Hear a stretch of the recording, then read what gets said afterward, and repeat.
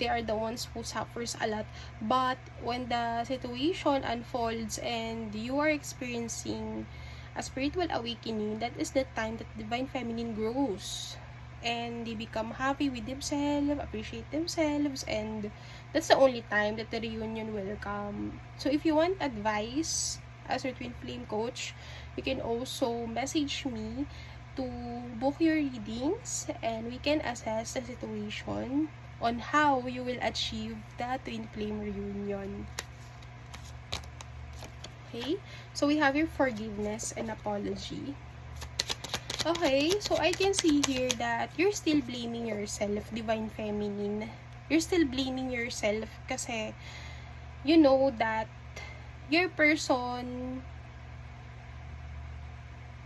lose his chance or her chance with you. I'm